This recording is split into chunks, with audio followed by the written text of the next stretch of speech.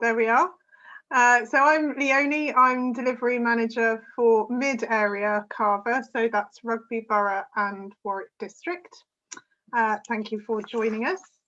So we're going to start with a presentation. Let me just screen share.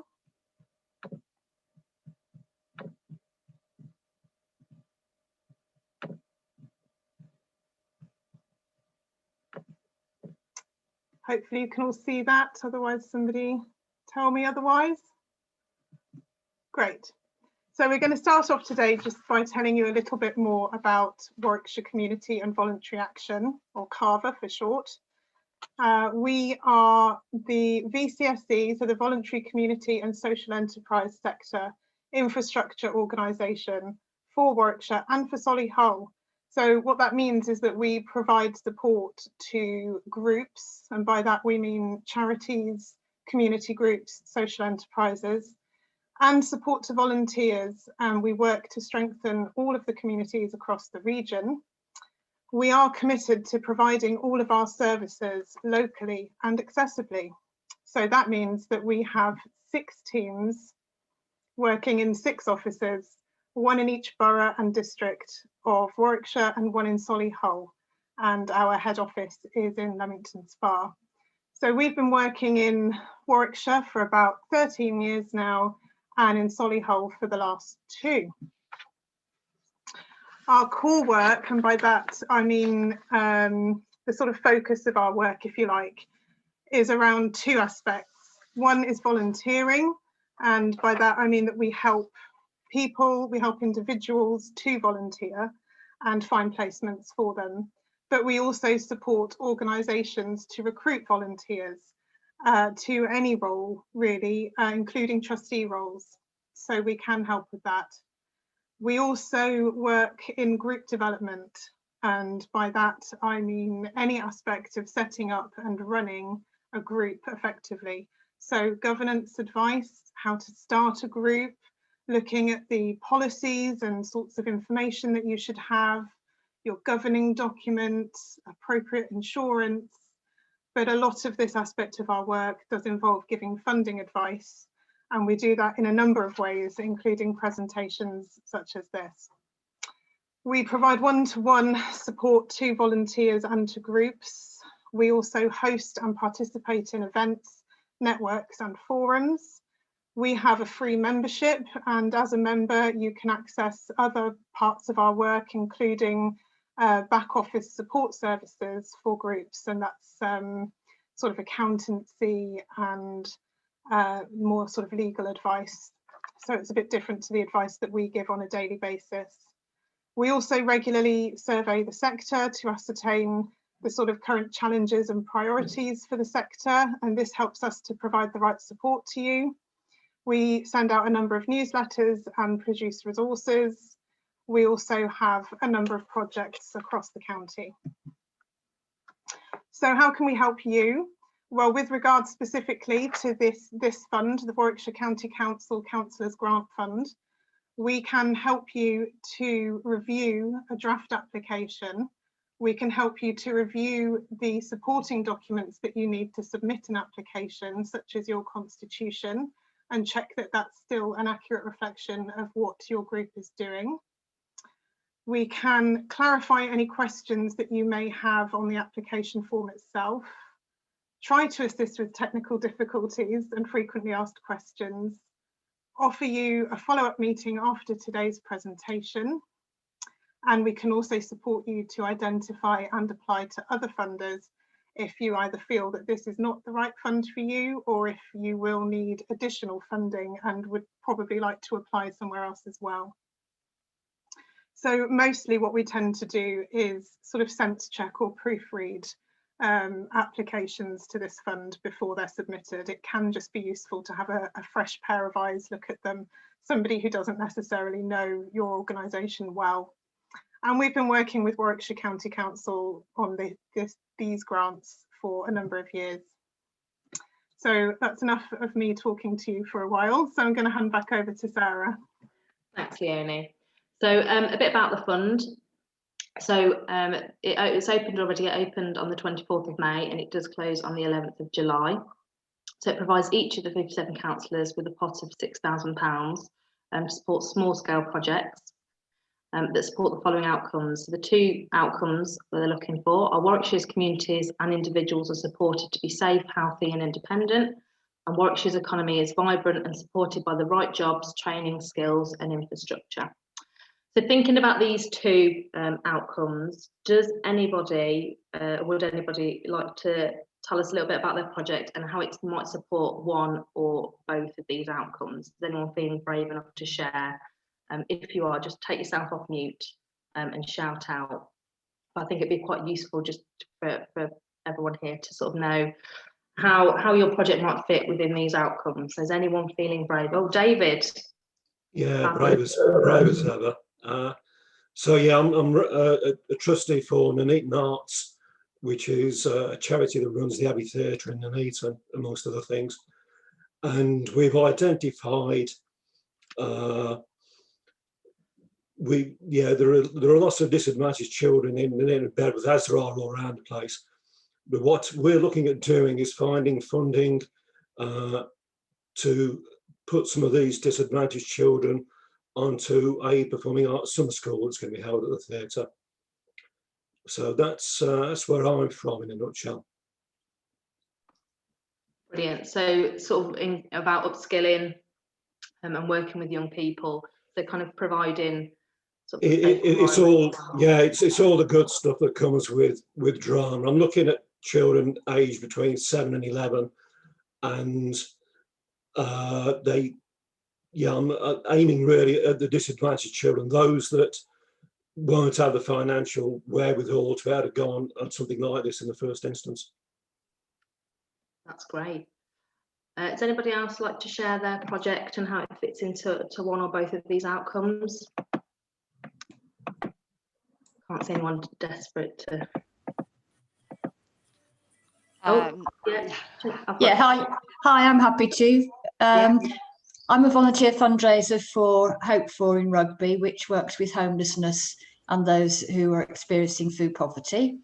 So we're basically working with people who really are at the sort of bottom of the pile, who have, for whatever reason, often not their own, have ended up on the street. So it could be a breakup of a relationship, it could be a loss of job, debts, it could be a combination of all those, plus, you know, some people have problems with addiction.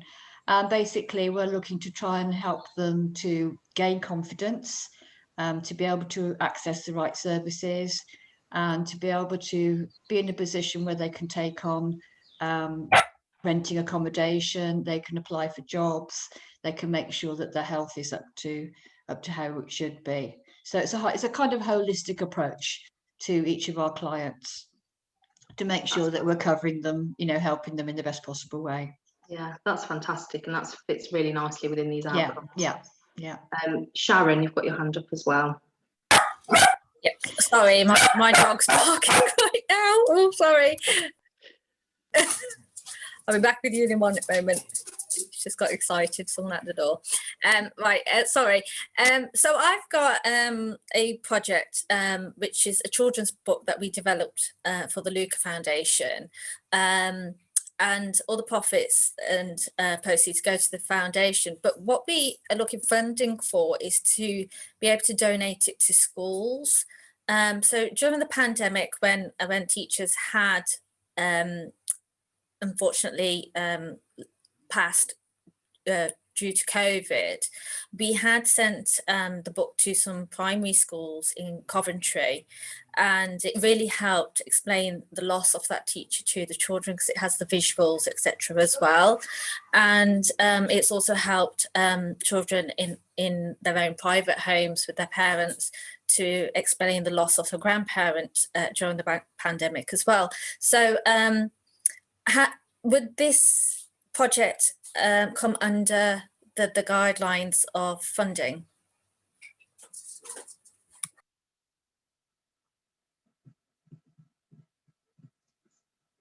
So, Sarah, I would suggest we put that question to Amanda or Alistair from Warwickshire County Council.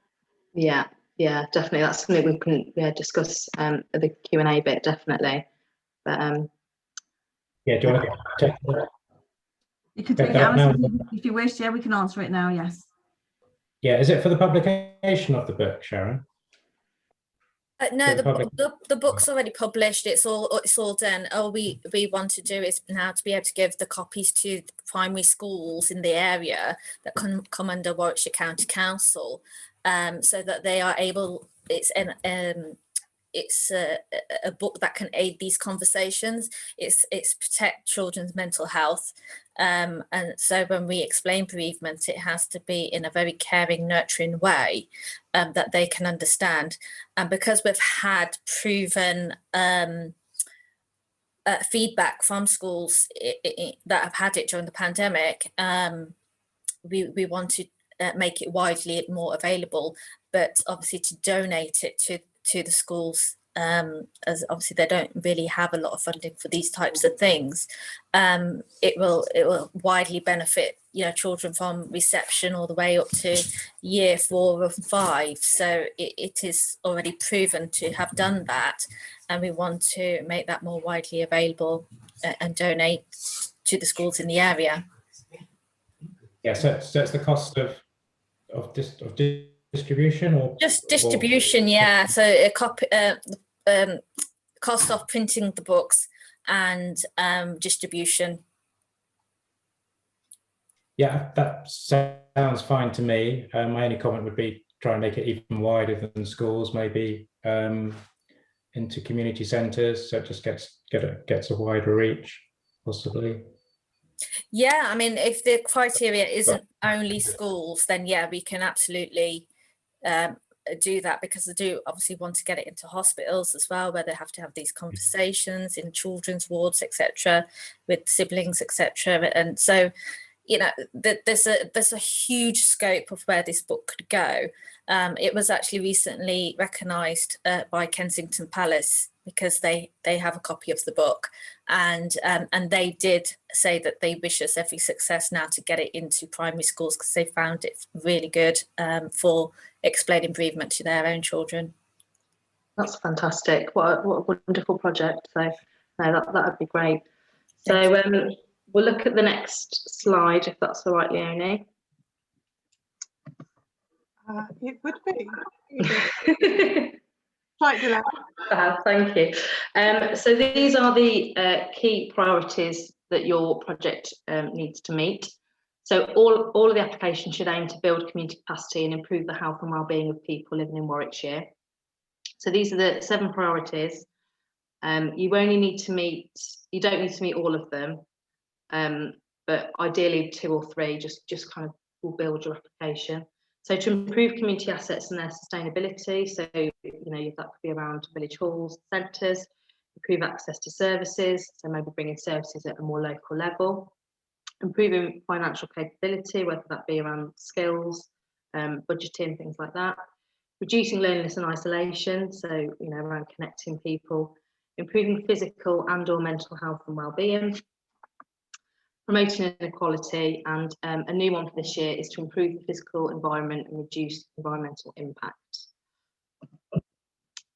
So eligibility, who can apply? So community or voluntary groups, registered charities, CIOs, CICs, parish councils, PTA groups, so sort of a wide range of groups. If you are wondering whether or not you know you fit within that, please do give us a shout and we can let you know.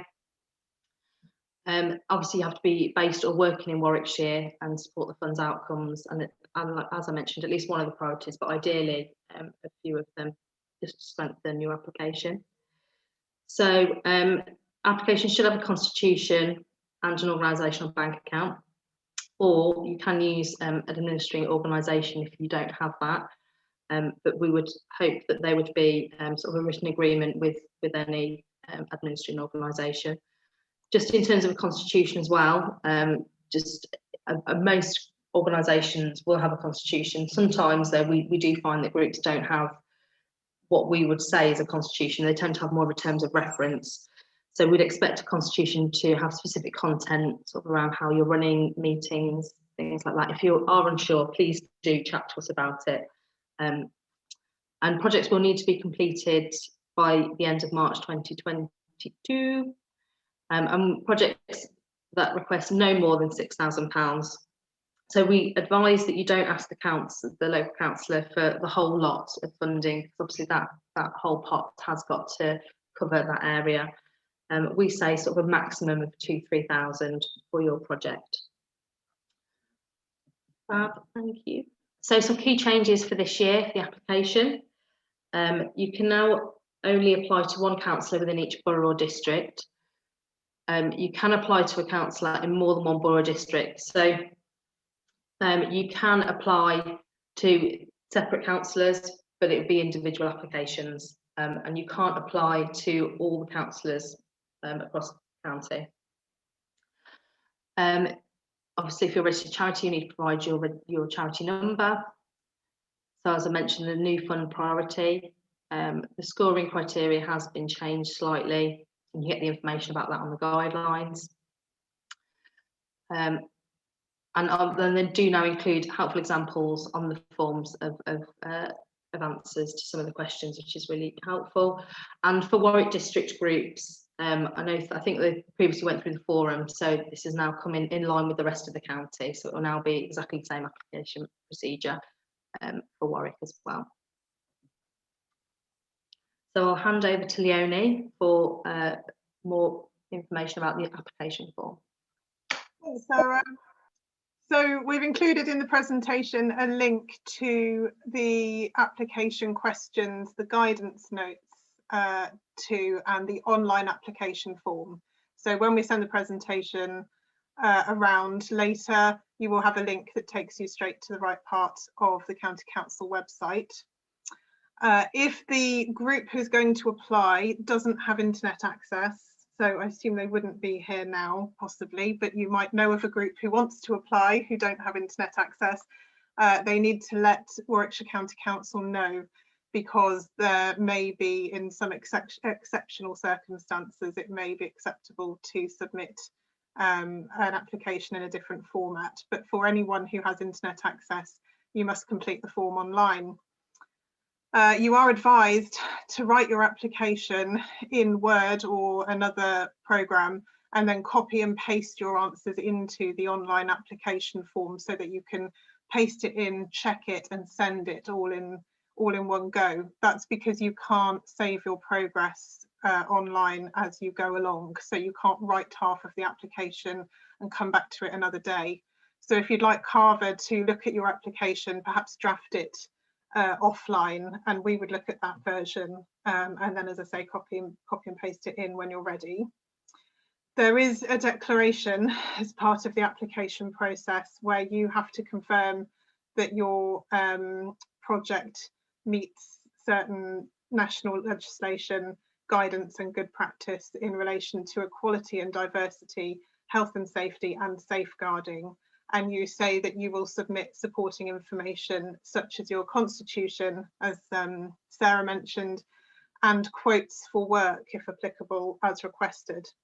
If you're unable to do any of that, if you're not confident you can make that declaration, then talk to Cllr, we can support you with that.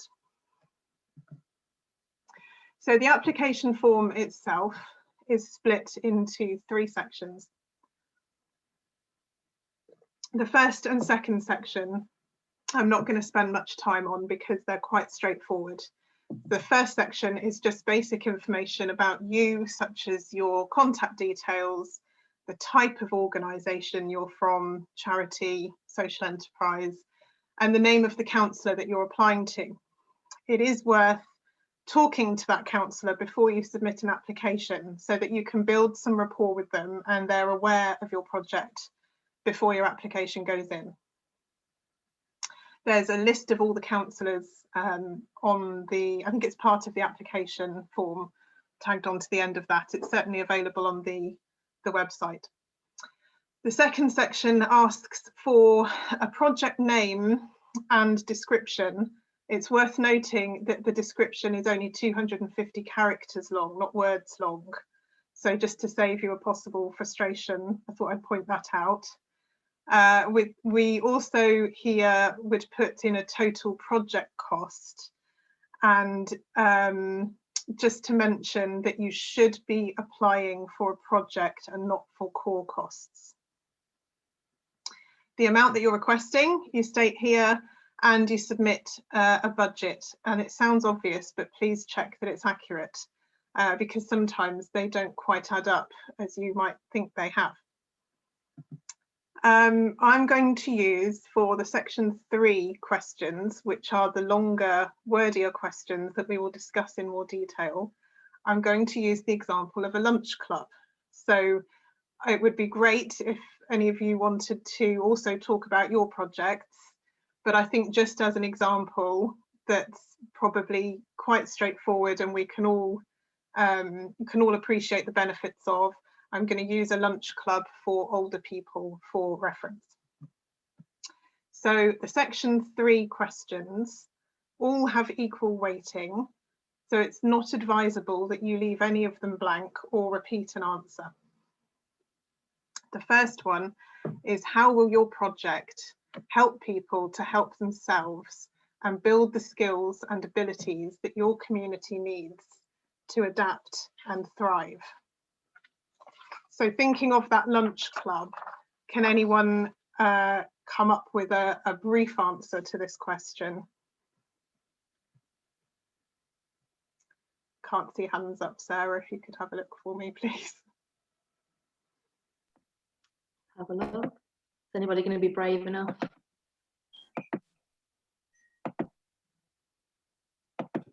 No, I think we're... Okay, I'll forge on with the lunch club example then.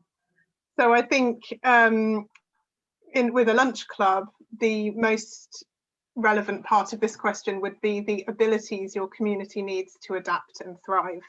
So holding a regular lunch club will build connections, possibly intergenerational connections. It will provide care to those regular attendees, and it will help people to help themselves also. How will your project improve the health and well-being of the local community? So again, with a lunch club, I think it will reduce social isolation. It will also mean that there is some sort of welfare check, informal welfare check being done on regular attendees. And there could be a range of well-being benefits for the people who are using the lunch club. The third question asks you to describe how your project will meet one or more of the 7 priority areas that Sarah mentioned, bearing in mind that you might look at sort of 2 or 3 of these. So for a lunch club, I think number 4, reducing loneliness and isolation, would be relevant. Number 5, improving physical and/or mental health and well-being would be relevant. And possibly the second one also, improving access to services, because as part of the lunch club, you may provide information about other services provided by other groups which may be helpful and relevant to the older people at the lunch club. The fourth question asks you how you know there is a need for the project and how you've engaged with the wider community.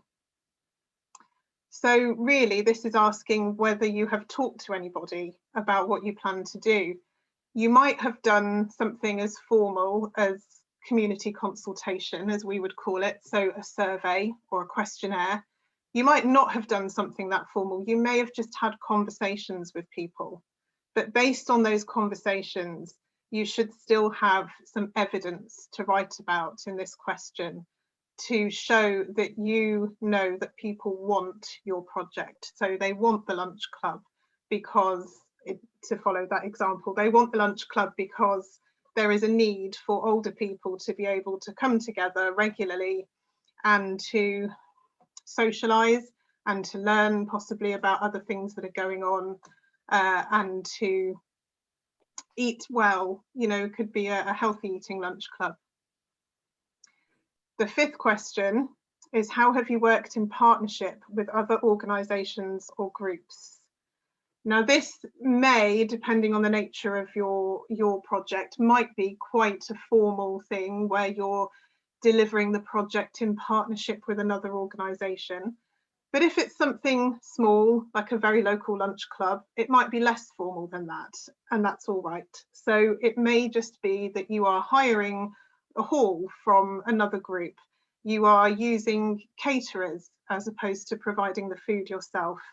You might be signposting the lunch club members to other services, as we've discussed, and all of those groups and services could be listed as being partners.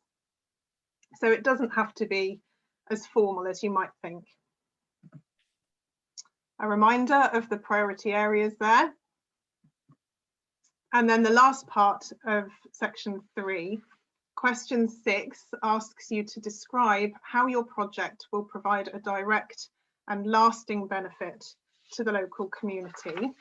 And you are also, quite similarly in question 7, asked to elaborate on the long-term impact of your project and how it will be sustainable. So will your project continue after the grant has been spent? How? And if it won't, then why not? So in summary, your lunch club project, for example, would provide a direct benefit to the local community because you're directly working with people in need and will build longer term relationships with those people and reduce social isolation. In terms of question 7, you'll be building on your success, hopefully. I would think that with something that's relatively low cost to run, you would be able to sustain the project after the grant has been spent. But obviously you will need to be able to cover any associated costs. So it may be that you can work out a way of covering the continued running costs, which might be the hire of a hall and the provision of food. You may or may not think it's appropriate to charge a small amount or to ask for donations towards the ongoing running of the club. It's very case by case, that question, but you do need to think about the longer term existence of your project. Question 8 asks you to explain how volunteers will be recruited, involved, managed and retained in the delivery of your project. And it might be that you are going to take on some new volunteers to run the lunch club, to speak to the older people who join the lunch club and to serve the food and clear up afterwards. But it might be that you, the applicant, and you, the management of the group, are the volunteer. It's very likely, in my experience, that a volunteer will be involved somewhere. And not always does the volunteer really consider themselves a volunteer. So I think it's likely that at least the volunteers involved in the management of the group will be involved in the delivery of the project. And again, if you're not sure about that or any of the other questions, you're welcome to talk to CAVA. The last question asks you for details of all other funding, whether it's pending or secured. So if your project is going to cost, let's say, £8,000, and you're considering applying to the Councillors Grant for £2,000, really here you're talking about where that other £6,000 is going to come from. So you may have already secured some grants from other places. You may have applied to other places and not heard back yet. You might be planning to apply to other places, or you might already have some money that you're going to put in yourselves. And that's enough of me talking at you again. So I'll hand back over to Sarah. Thanks, Leonie. So just looking at problem solving, so many common difficulties with the application process could be avoided if applicants read the guidelines for the fund or seek support or advice. You know, we've seen a range of different things that have come up over our time, and that's what we're here to do. We're here to support you with the application. So just a few bits to point out. So obviously I've mentioned previously that the closing date is the 11th of July, which is a Sunday. And if you are looking for CAVA support, we don't work at weekends. So just to highlight that, you know, obviously we're happy to read through and support with these applications, but just ensuring that you don't leave it to the last minute in that case. And some things that we have come across previously, not just with county council applications, but in general as well. So not preparing your answers in advance. So as Leonie mentioned, it is an online form and it has to be done kind of in one go. So we do advise that you do it on Word previously. Duplicating answers. So we have seen forms where answers have been duplicated, but each question is equally weighted. So it is important that you cover all questions and answer them fully. And again, the same with leaving answers blank. As I mentioned with the Word document, you know, obviously you can come back to it. If you're doing it like that, you can share it with other committee or volunteers so that you can get input. So it's not just down to one person. So you know, we do advise that, and then you can input it when you feel it's ready. So lack of evidence of community involvement. So this is obviously around sort of consultation. So, you know, that could involve speaking to your membership, speaking to other people involved in the group, and then just about including evidence around that. And same with partnership working. As Leonie mentioned, this doesn't have to be a formal partnership. This can be light touch. So signposting, any kind of links you've got with other organisations would be included and important to include in that. And you know, I think I've mentioned some of the other bits on there previously. So, and then finally from us, from the presentation, we've just got here our contact details from across the county. So our funding group development officers. So as I mentioned, this will be shared with attendees today. So you won't need to make a note of these, but that's just who in your area would be your first contact around support with the application form. And we've also got the county council team, partnership teams on there as well. As I mentioned, Amanda and Alistair are on the workshop today as well. So they're going to support with the Q&As. But again, this is going to go out, so you are going to have these contact details.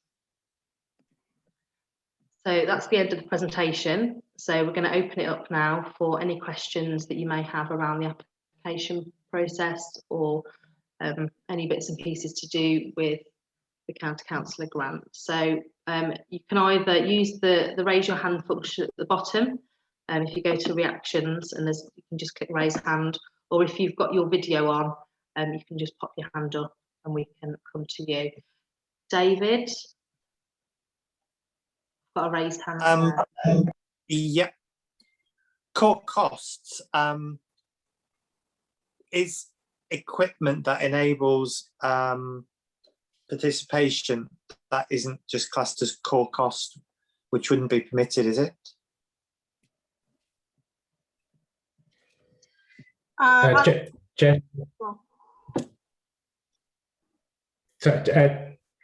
Generally, equipment wouldn't be a core cost. I couldn't quite hear what you said after that, though, David.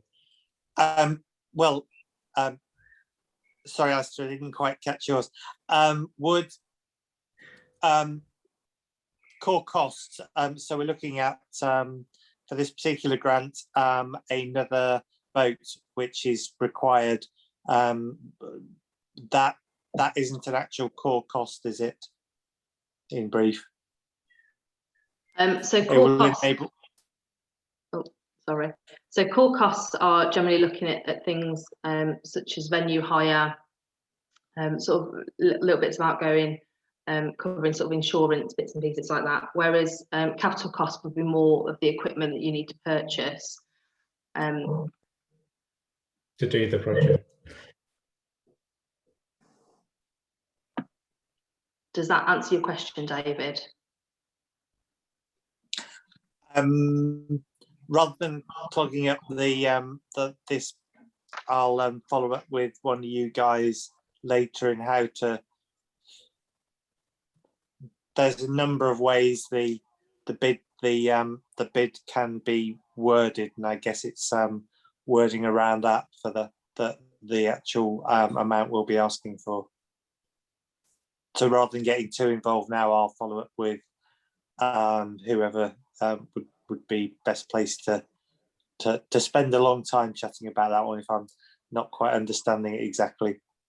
Is that okay? Yeah, that's brilliant. That's fab, David. Rosemary?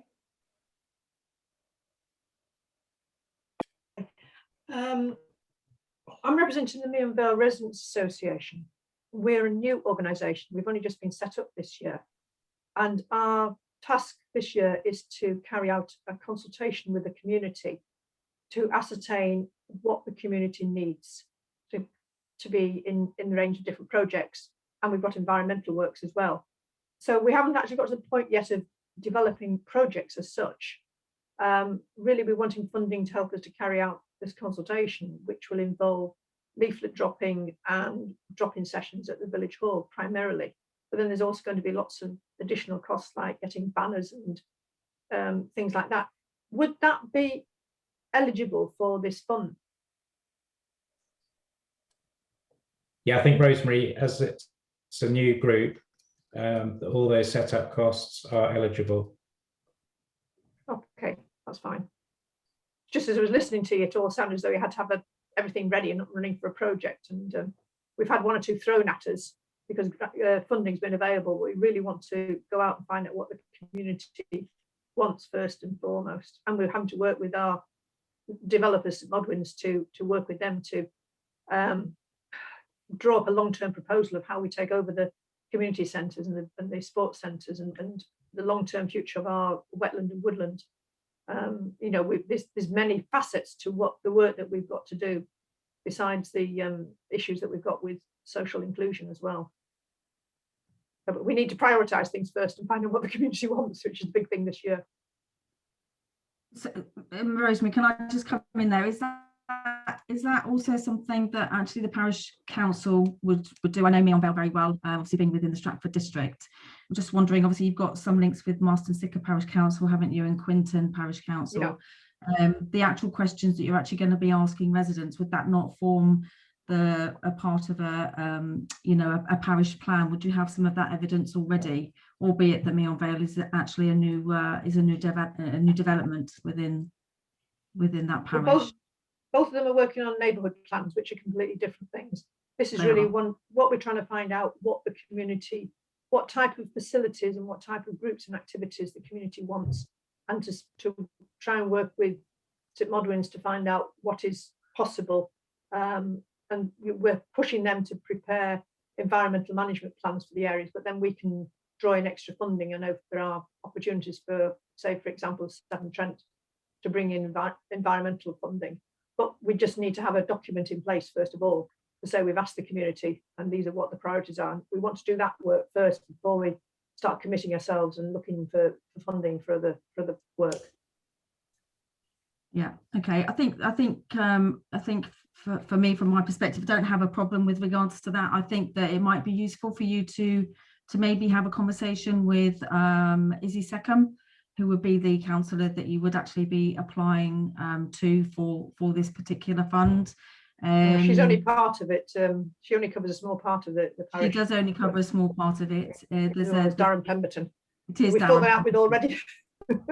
Right. Okay. I definitely think it's worth a conversation with each of those councillors, albeit very small parts that they might cover. And as Alistair said, I don't think there's any issues with regards to you using the Councillors Grant Fund for that. Normally what happens with this Councillors Grant Fund is those questionnaires and those surveys have already taken place with regards to then working up a project, of which I know that Meon Vale has actually got many.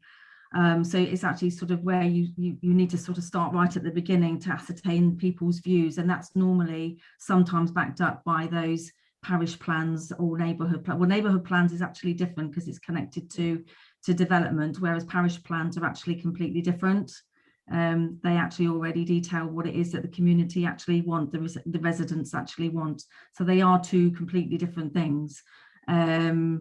So I definitely think I'm happy to have a conversation with you offline rather than take up the rest of this session, Rosemary, and we can maybe talk about that further if that would help. Yes, it would do, please.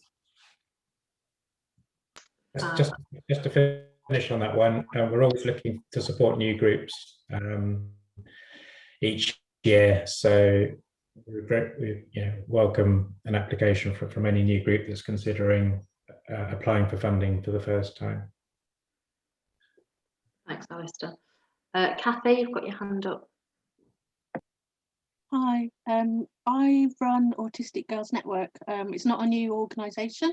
We've been around a couple of years. We've got 7,000 people in our Facebook group, but I'm only changing it into a charity this year. So it's a new charity. In fact, it's not a charity yet. We have a constitution, so it is constituted, but we haven't applied to be a CIO yet. We have been having awful trouble trying to open a bank account. So my first question is, how do I go about this without actually having a bank account open yet? I don't have connections with any local group that could do the funding for me. Leonie, were you going to answer? I know there's been some issues with regards to people opening bank accounts. I don't know whether you're best place, Carver, are best place to actually answer that. Well, we can offer support around, trying to open a bank account and the information you would need for that. Although it sounds like we've already been through the process. So many aren't opening or have only just started opening. They all stopped because of bounce back loans and fraud, etc. And yeah, we're having a real issue. So now we're going ahead with the CIO application, but that means the bank account has to be put on hold. Right. I can't do both at the same time. Yeah. So you would need to apply in your own right. You would need to have a bank account for the grant to be paid into if you were successful. So perhaps we could talk separately about trying to find another group who you could sort of partner with who has a bank account so that you can still apply.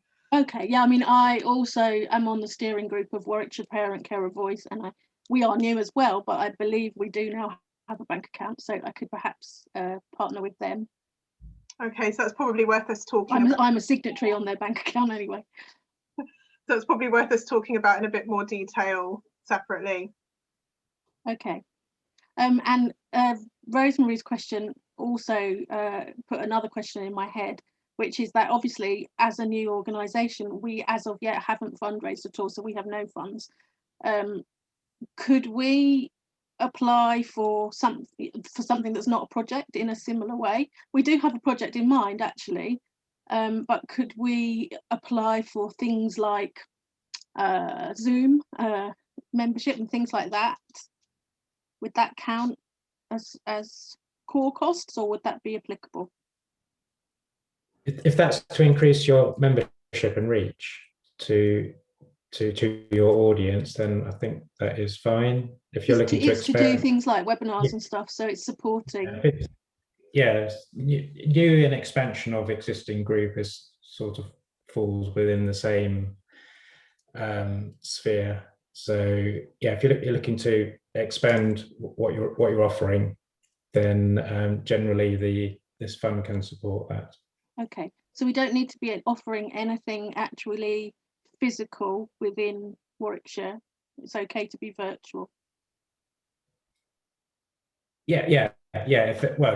Because of the situation we're in, we're virtual at this very minute. So long may it last, I say. It's a way of talking to your members.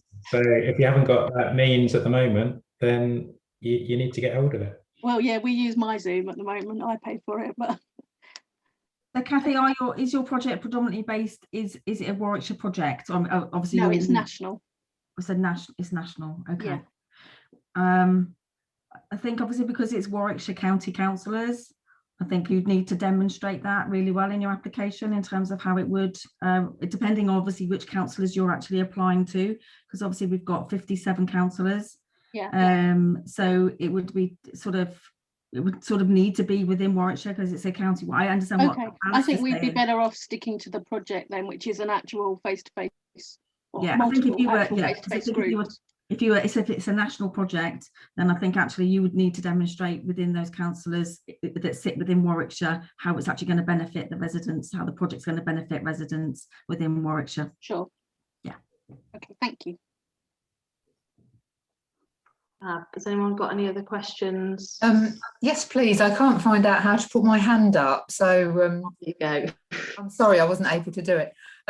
We're hoping to refurbish our village hall, and we're applying for some money from a grant funder like Veolia or someone like that for that large project. But we're 4 women. Our committee is so small. It's 4 slightly older women, and none of us have any experience or knowledge of building work or anything like that. So we need to employ a project manager to help us get the bids, to get the quotes and a feasibility study done, and to oversee the whole project. And I was hoping that we would be able to apply for some funding to pay the project manager. I know that's something, I mean, we could fit the criteria that you're asking for, but it's a different sort of project, what everybody else is talking about. Yeah, this is based on salary, isn't it? Yeah. Well, it is really, yes. Yeah, it's not.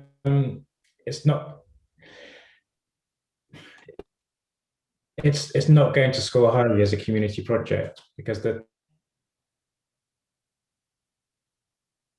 Oh, we've lost Alistair.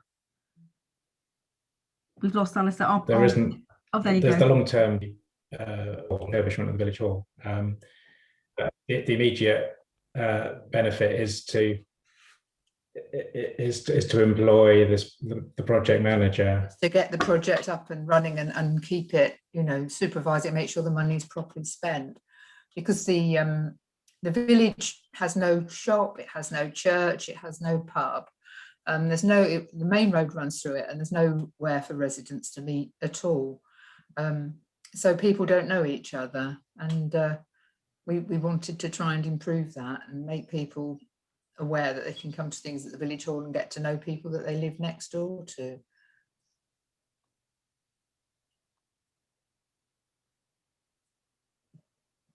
Yeah, the issue is that it's going to be a salary that you're applying for. So would you say probably not to apply?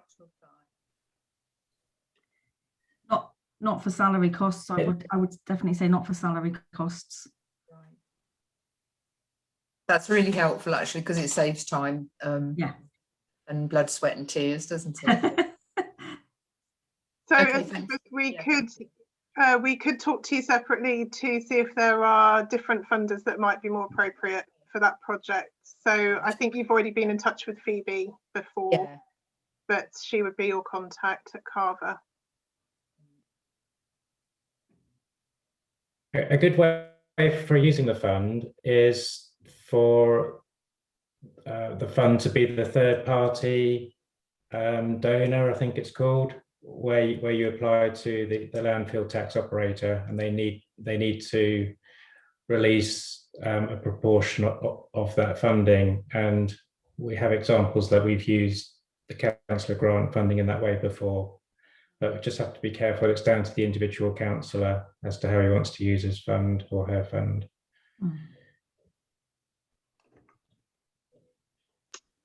Has anyone got any other questions? No. Oh, Tracy. It's similar to Stratton's query. It's about Village Hall. I had a new committee go in at the Village Hall and realised there's quite a lot of remedial work that needs doing, and some of it will need doing prior to us being able to open. Would we be able to look at that? We're only talking sort of £100,000 worth of costs, we believe, at the moment. It's flooring outside the disabled toilet, so we could open, but we would not have the disabled access properly, so we shouldn't technically open. So would we be able to apply for that? Yes, is the answer, Tracy. Yes. Okay, I will get the forms tomorrow. David Rose has your hand up. Yep. Looking at the councillors I can apply to, I've already just begun a few conversations or continued conversations with one particular councillor. And can you, I was going to say, pick and choose the councillor that you've already built up a relationship with? Unless I've misunderstood that councillor, I can approach. Yeah, ideally you should be applying to the councillor where the project is going to be delivered, where the maximum community benefit is going to be. Okay, So, as I read it, there's more than one within Stratford that would be applicable or comes up on the list of councillors, but I'll double check that. Thanks. Claudine. Sorry, just unmuting. Yes, I have been, I'm here wearing many hats and just thinking through as a parish councillor, Snitterfield Parish Council is sole trustee of a village hall and a playing field. The village hall has a management committee and I am sure they have availed themselves, I know they have availed themselves of the county councillor grant. The playing field does not have a management committee. It has lots of ambitions for the playing field, including a community pavilion and replacing a very, very old, very aging playground. This has taken, because there's a charity that sits on top of the playing field, it's taken a long time to get to the bottom of how to approach the development of it. The playground is actually adjacent to a mixture of housing. Something that has come up is actually a community design workshop that's offered by a playground, a natural playground, wooden playground. Is that something, a workshop that we could offer to the residents that are adjacent to the playground, to the many children that are there? Is that something that would be considered by the county council to provide, like an away, it won't be an away day, but an opportunity for the residents and the residents' families to get hands-on with designing their own playground that they're going to be adjacent to? sounds like a good idea to me. Oh, wow, that's great. I will crack on with it then.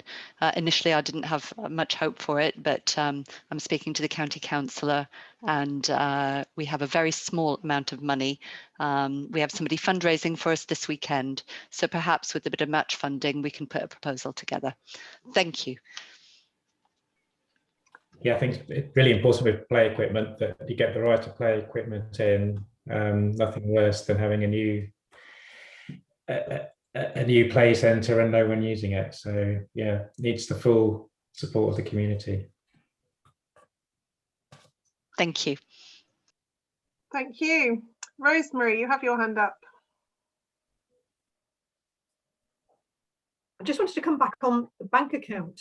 We've had the same problem of getting one set up.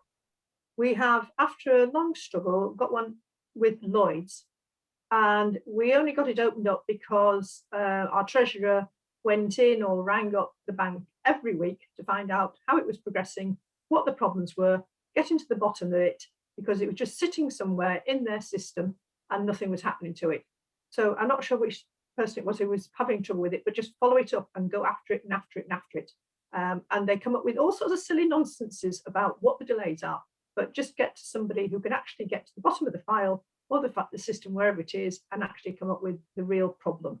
And it's usually just a signature or making sure that something is proven or addressed properly. So just keep persevering with it. That's advice for you, Kathy. Thanks, Rosemary. Any more questions for Alistair or Amanda? When you say bank account, our organisation has a building society account. Is that the same thing from the point of view of accessing funding? As long as the bank account is in the name of the group or organisation, yes. Thank you. Any more questions? No, I think that's all of them. So thank you all once again for joining us. We'll end the session here. We will be sending you the presentation and a link probably to the video afterwards. If you have any questions at a later date, then do please use the contact details in the presentation to get in touch with CAVA or with our colleagues at Warwickshire County Council. So thanks for your time. Nice to see you all. and have a lovely rest of the afternoon. Thanks, Leonie. Very much.